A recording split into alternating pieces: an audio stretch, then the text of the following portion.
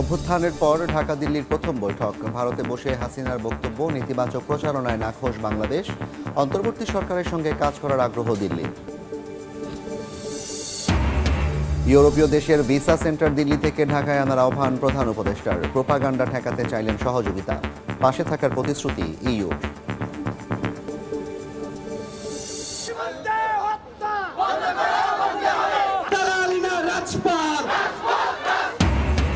ভারতীয় আগ্রাসনের প্রতিবাদে বেনাপোল সীমান্ত পর্যন্ত বৈষম্য বিরোধীদের পদযাত্রা। আগরতলা অভিমুখে লং মার্চের ঘোষণা বিএনপির ৩ সংগঠনের।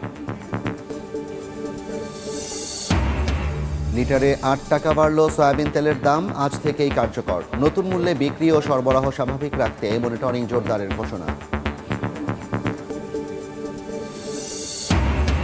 এবং গার্মেন্টসে বছরে বেতন বাড়বে ৯%, মিলবে জানুয়ারি থেকেই, জানালেন উপদেষ্টা। শ্রমিক অসন্তোষ দূর করতে সিদ্ধান্ত, ষড়যন্ত্র নিয়ে সজাগ থাকার আহ্বান।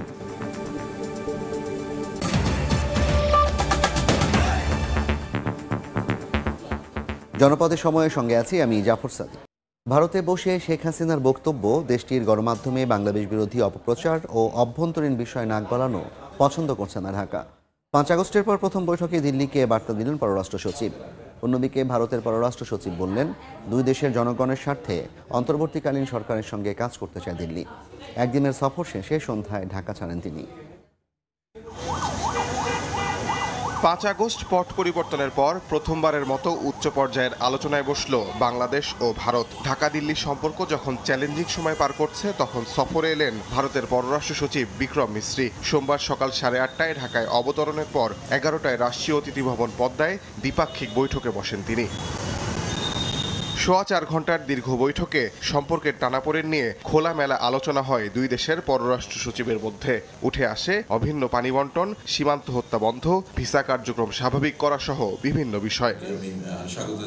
পররাষ্ট্র সচিব জসিমউদ্দিন বলেন, ভারতে বসে শেখ হাসিনার বক্তব্য দেওয়া, দেশটির গণমাধ্যমে বাংলাদেশ বিরোধী অপপ্রচার এবং অভ্যন্তরীণ বিষয়ে দিল্লির নাক গলানোর বিষয়গুলো ঢাকা পছন্দ করছে না। প্রাক্তন প্রধানমন্ত্রী তিনি ভারতে অবস্থান করে যে সমস্ত বক্তব্য রাখছেন, সেই বক্তব্যের প্রতি আমরা তাদের দৃষ্টি আকর্ষণ করেছি। আপনারা গতকালে শুনেছেন তিনি একটি বক্তব্য দিয়েছেন এবং সেই বক্তব্যটি সরকার পছন্দ করছেন না। এবং তারা যে কথাটা বলেছেন যে her presence does not have any bearing on our relations.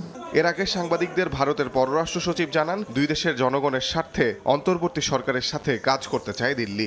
There is no reason why this mutually beneficial cooperation should not continue to deliver in the interests of both our peoples.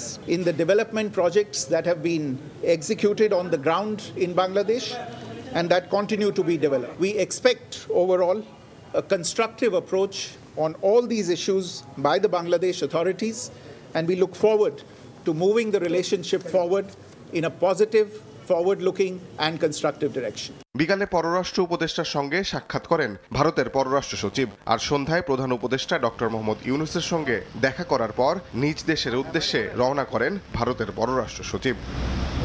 Tajwar Mahmud, সময় সংবাদ, ঢাকা। বাংলাদেশ নিয়ে চলা অপপ্রচার রুখতে এবার ইউরোপীয় ইউনিয়নের সহায়তা চাইলেন প্রধান উপদেষ্টা। সকালে ইইউভুক্ত 19 দেশের রাষ্ট্রদূতের সঙ্গে বৈঠকে এ আহ্বান জানিয়েছেন ডক্টর ইউনূস।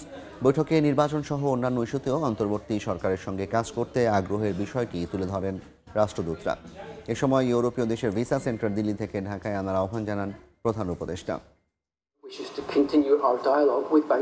অন্তর্বর্তী সরকারের প্রধান উপদেষ্টা ডক্টর মোহাম্মদ ইউনূসের সঙ্গে বৈঠক করলেন ইউরোপীয় ইউনিয়নভুক্ত 19 দেশের রাষ্ট্রদূত। সরকার প্রধান হিসেবে দায়িত্ব নেওয়ার পর একসঙ্গে এত দেশের প্রতিনিধির সঙ্গে এটি প্রথম বৈঠক ডক্টর ইউনূসের। তেজগাঁওয়ের প্রধান উপদেষ্টার কার্যালয়ে দুপুরে এই বৈঠক শুরু হয়ে চলে প্রায় 3 ঘন্টা। এতে অংশ নেন ফ্রান্স, জার্মানি, ইতালি, সুইডেন সহ ইইউভুক্ত 19 দেশের আবাসিক, অনাবাসিক দূতরা। বৈঠকে বাংলাদেশের নির্বাচন, রাষ্ট্রীয় সংস্কার, রোহিঙ্গা সংকট ও জলবায়ু ইস্যুতে আলোচনা হয়। বৈঠকে কূটনীতিকদের পক্ষে নেতৃত্ব দেন ঢাকায় নিযুক্ত ইউএর হেড অফ ডেলিগেশন। দীর্ঘ এই আলোচনায় ডক্টর ইউনূস কূটনৈতিক প্রতিনিধিদের বক্তব্য শোনেন। এ সময় মিলার বলেন, অন্তর্বর্তী সরকারের সঙ্গে কাজ করতে আগ্রহী তারা। committed to supporting Bangladesh's democratic transition the best way we can. বাংলাদেশে সংখ্যালঘু সম্প্রদায়ের উপর নির্যাতনের বিষয়ে যেসব অপপ্রচার চালানো হচ্ছে সেসব রুখতে ইউরোপীয় ইউনিয়নের সহায়তা প্রত্যাশা করেন প্রধান উপদেষ্টা। We seek your support how to deal with this misinformation. If you have any suggestions and anything that we can do to cope with it, because it's hurting us a lot. ক্ষমতায় থাকার সুযোগে পাচার করা টাকায় এখন বিদেশ থেকে বাংলাদেশ অস্থিতিশীল করার ষড়যন্ত্র করছে আওয়ামী লীগ। সরকারের তরফে সেই বার্তাও জানানো হয় দূতদের। Bringing the whole economy in a situation where it's almost collapsing. Banking system hardly function. পরে প্রধান উপদেষ্টার বাসভবনের সামনে এক ব্রিফিংয়ে উপদেষ্টা সৈয়দা রিজওয়ানা হাসান গণমাধ্যমকে বলেন, দিল্লি থেকে ভিসা সেন্টার সরানোর বিষয়ে আহ্বান জানানো হয়েছে ইউরোপীয় কূটনীতিকদের। অনেক ইউরোপিয়ান দেশে যেতে গেলে ভিসার জন্য আবেদন করতে হয় দিল্লি থেকে। এটা অনেক সময় ঝামেলা হয়ে যায়। তাদের কাছে আমাদের একটা সুস্পষ্ট অনুরোধ ছিল যে তারা যেন এই ভিসা সেন্টারগুলো দিল্লি থেকে সরিয়ে অন্যত্র স্থাপন করেন। জাতীয় ঐক্যমত সহ দেশের রাজনীতির বিষয়েও বৈঠকে আলোচনা হয়েছে বলে জানান নীতি নির্ধারকরা। নাজমুস সালেহী, সময় সংবাদ, ঢাকা। ভারতীয় আগ্রাসন ও অপপ্রচারের প্রতিবাদে যশোর থেকে মেরামল পর্যন্ত পদযাত্রা করেছে বৈষম্য বিরোধী ছাত্র সমাজ। সোমবার দুপুরে এই পদযাত্রায় অংশ নেন শত শত শিক্ষার্থী। বক্তারা বলেন, ঢাকা দিল্লির সম্পর্কে ফাটল ধরাতে চক্রান্ত চললেও তা সফল হবে না। এ সময় সীমান্তে অপ্রীতিকর ঘটনা এড়াতে জোরদার করা হয় নিরাপত্তা। বেনাপোল প্রতিনিধি আজিজুল হকের তথ্য ও শাওন হোসেনের ছবিতে রিপোর্ট। অভ্যুত্থানের পর থেকেই ঢাকা দিল্লির সম্পর্কে চলছে টানাপোড়েন। এ প্রেক্ষাপটে ভারতীয় আগ্রাসন ও অপপ্রচারের প্রতিবাদে সোমবার যশোর থেকে বেনাপোল সীমান্ত পর্যন্ত পদযাত্রা করেছে বৈষম্য বিরোধী ছাত্র সমাজ। এতে অংশ নেন বিভিন্ন শিক্ষা প্রতিষ্ঠানের শত শত শিক্ষার্থী। তারা অভিযোগ করেন, ভারতে বসে দেশবিরোধী ষড়যন্ত্র করছেন শেখ হাসিনা। হাসিনা চলে গেছে, কিন্তু সে প্রতিদিন যে প্রেসক্রিপশন পাঠায়, বন্যা প্রেসক্রিপশন, আমাদের লঘু সম্প্রদায়ের উপরে যে অত্যাচারের প্রেসক্রিপশন এবং আমাদের প্রত্যেকটা সময় নৈরাজ্য সৃষ্টি করার যে প্রেসক্রিপশন, এর বিরুদ্ধে প্রতিবাদের জন্যই কিন্তু আজকে আমরা এখানে আসছি। ফ্যাসিস্ট আওয়ামী লীগ সরকারের যে বিভিন্ন দালাল চক্র আছে, বিভিন্ন দোসর আছে, তারা বিভিন্ন প্রোপাগান্ডার মাধ্যমে যে আমাদের হিন্দুদের উপরে যে অত্যাচার হচ্ছে এমন একটি মিথ্যাচার এবং গুজব রচনা করছে, এটা আর আমরা তীব্র নিন্দা প্রতিবাদ জানাচ্ছি। দুই দেশের সম্পর্কে ফাটল ধরাতে নানা ধরনের চক্রান্ত চলছে, তবে এই অপচেষ্টা সফল হবে না বলে মনে করেন তারা। আপনারা যতই উস্কানি দিন, আমাদের এই সাম্প্রদায়িক সম্প্রীতিতে ফাটল ধরাতে আপনারা পারবেন না। এবং বাংলাদেশের জনগণ, হিন্দু মুসলিম সকলে ঐক্যবদ্ধ আছে। সার্বভৌমত্বে যদি কোনো রকম হামলা হয়, বাংলাদেশের ছাত্র জনতা একত্রে তাদের সকলকে রুখে দেবে। দেশের সার্বভৌমত্ব রক্ষায় জীবন দিতে প্রস্তুত থাকার কথা জানান শিক্ষার্থীরা। সময় সংবাদ, বেনাপোল। ভারতীয় আগ্রাসনের প্রতিবাদে 11 ডিসেম্বর ঢাকা থেকে আগরতলা অভিমুখে যৌথ লং মার্চ কর্মসূচি ঘোষণা করেছে ছাত্রদল, যুবদল ও স্বেচ্ছাসেবক দল। সকালে নয়াপল্টনে সংবাদ সম্মেলনে এই কর্মসূচি ঘোষণা করা হয়। এদিকে জাতীয় প্রেস ক্লাবে এক অনুষ্ঠানে বিএনপির সিনিয়র নেতারা জানান, বাংলাদেশ ইস্যুতে রাজনৈতিক দলগুলো এক হয়ে কাজ করছে। ভারতীয় আগ্রাসন বিরোধী যৌথ পদযাত্রার দুদিন পরই ঢাকা থেকে আগরতলা অভিমুখে লং মার্চ কর্মসূচির ঘোষণা এলো সোমবার যুবদল, স্বেচ্ছাসেবক দল ও ছাত্র দলের পক্ষ থেকে।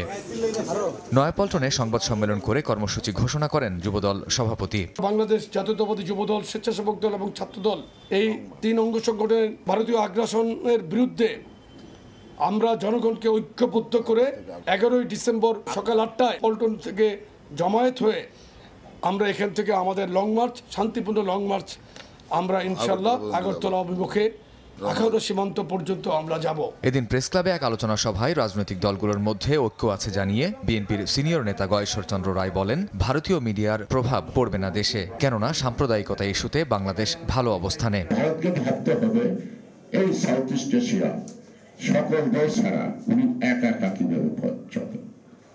সে রাজনৈতিক দল নিয়ে চলবে না, জনগণ নিয়ে চলবে।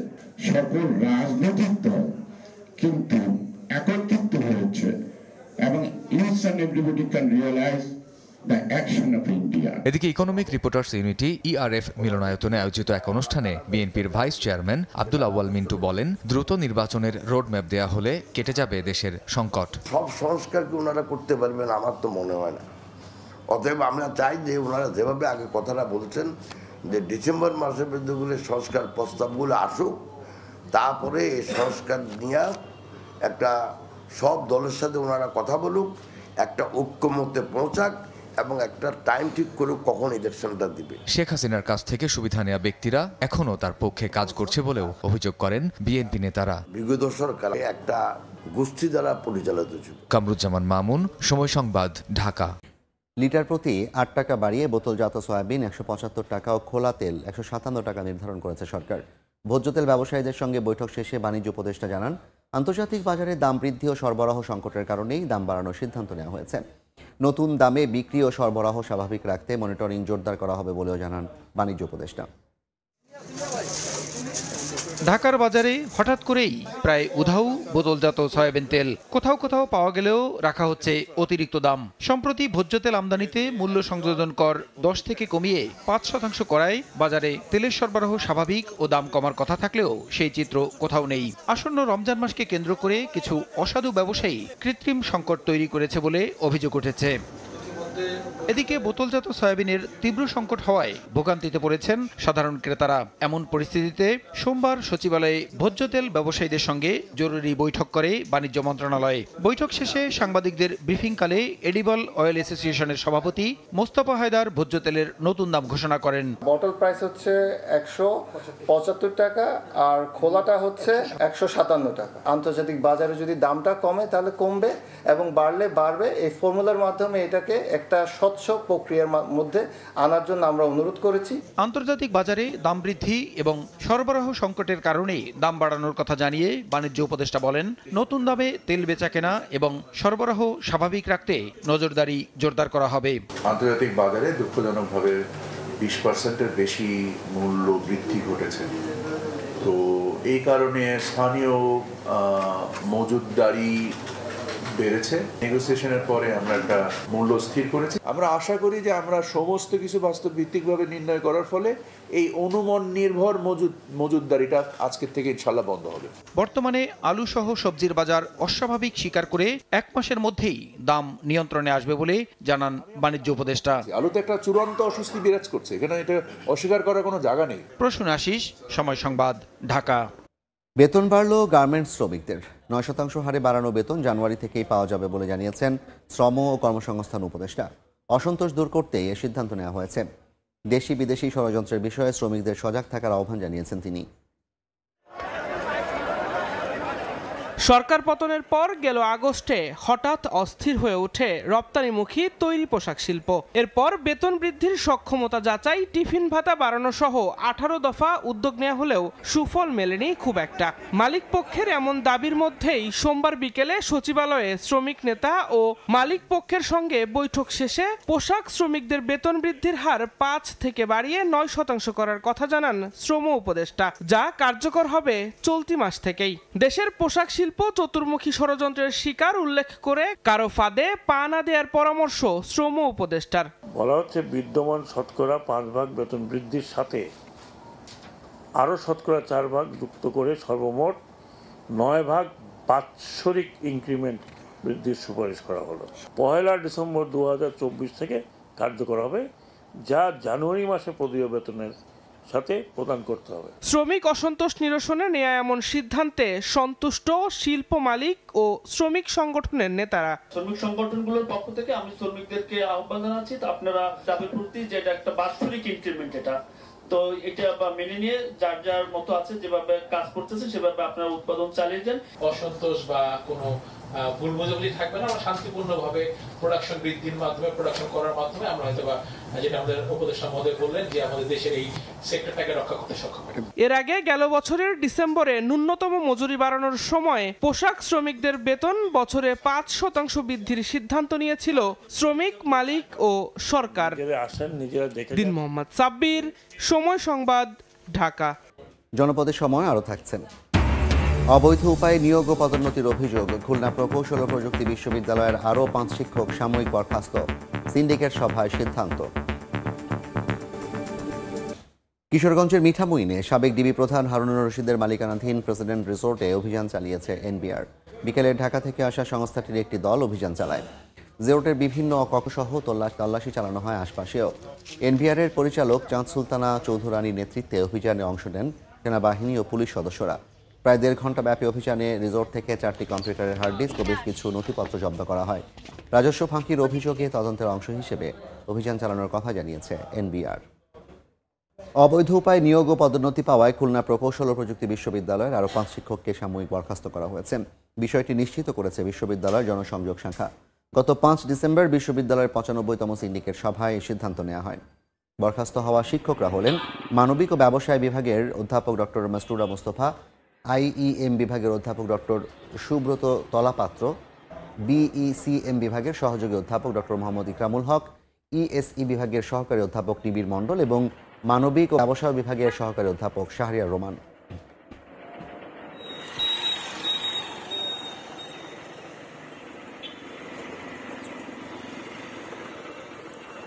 বরিশালে অর্ধশত নদী থাকলেও দখলের কবলে পড়ে হারাচ্ছে গতিপথ। নদী খাল বাঁচাও আন্দোলন কমিটি বলছে বিভাগের 50টি নদী ও 50,000 দস্যুর কবজায়, অথচ প্রশাসন নির্বিকার। তবে লোকবল সংকট সহ নানা সীমাবদ্ধতার অজুহাত সংশ্লিষ্টদের। বিস্তারিত অপূর্ব রিপোর্টে। বাঁশের বেড়া দিয়ে বালু ও মাটি ফেলে কীর্তনখোলা দখল করে গড়ে তোলা হয়েছে ব্যবসা প্রতিষ্ঠান সহ বিভিন্ন স্থাপনা। বরিশাল সদরের দক্ষিণ চরাইচা, ধান গবেষণা রোড, বেলতলা ও পলাশপুর এলাকায় নদীর 2 পাড়ই দখল হয়ে গেছে। দখলকৃত না, বরঞ্চ রেকর্ডকৃত সম্পত্তিগুলি ভেঙে গেছে। বাংলাদেশ পরিবেশ আন্দোলন বরিশালের তথ্য বলছে গত 40 বছরে কীর্তনখোলা নদীর 2 পাড় দখল করেছে 5192 জন। ক্ষমতা পরিবর্তন হলে ব্যক্তিগুলো কিন্তু ক্ষমতার সাথে পরিবর্তিত হয়, যার জন্য এই যে দখলসত্ত্বটা কখনো কিন্তু আপনি লোপ পায় না। বিভাগের আরেক জেলা ঝালকাঠি সদরের সুগন্ধা, বিষখালী, গাবখান, বাসন্ডা আর ধানসিঁড়ি নদীর মোহনার পাশে জেগে ওঠা বিশাল চরে শুরু হয়েছিল ইকো পার্ক তৈরির কাজ, কিন্তু জমির মালিকানা নিয়ে প্রভাবশালীদের সঙ্গে সরকারের মামলা চলায় ভেস্তে যাওয়ার পথে প্রকল্পটি। আমাদের লিয়াকত আলী তালুকদার এবং তার ছেলে চেম্বারের সভাপতি মনিরুল ইসলাম তালুকদার দখল করার জন্য আদালতকে ব্যবহার করে এবং অবৈধ দলিল এবং কাগজপত্র তৈরি করে হস্তগত করার পায়তারা করতেছে। জেলায় প্রায় 135 কিলোমিটার নদীপথের 2 তীরে গড়ে উঠেছে 10 থেকে 12,000 অবৈধ স্থাপনা। বড় নৌকায় আমরা ভান্ডারিয়া, মঠবাড়িয়া, তুষখালীতে আমরা যাতায়াত করতাম। ভোলার তেঁতুলিয়ার শাখা নদী জাঙ্গালিয়া, এটি দখল করে মাছের খামার করেছে প্রভাবশালীরা। এতে কৃষি জমিতে জোয়ারের পানি স্বাভাবিকভাবে ওঠানামা ব্যাহত হওয়ায় হুমকিতে চাষাবাদ। নদীখাল বাঁচাও আন্দোলন কমিটি বলছে বরিশাল জেলায় অর্ধশত নদীতে কম হলেও 50,000 দখলদার রয়েছে। অপূর্ব অপু, সময় সংবাদ, বরিশাল। জনপদের সময়ের শীর্ষ সংবাদগুলো জানিয়ে দিচ্ছি আরেকবার। অভ্যুত্থানের পর ঢাকা দিল্লির প্রথম বৈঠক। ভারতে বসে হাসিনার বক্তব্য, নেতিবাচক প্রচারণায় নাখোশ বাংলাদেশ। অন্তর্বর্তী সরকারের সঙ্গে কাজ করার আগ্রহ দিল্লির। ইউরোপীয় দেশের ভিসা সেন্টার দিল্লি থেকে ঢাকায় আনার আহ্বান প্রধান উপদেষ্টার। প্রোপাগান্ডা ঠেকাতে চাইলেন সহযোগিতা, পাশে থাকার প্রতিশ্রুতি ইইউ।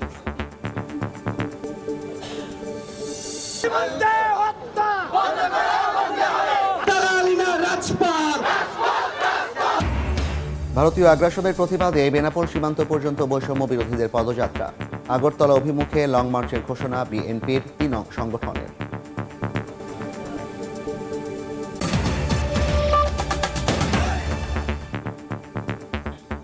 এই ছিল জনপদের সময়, সঙ্গে থাকুন সময়।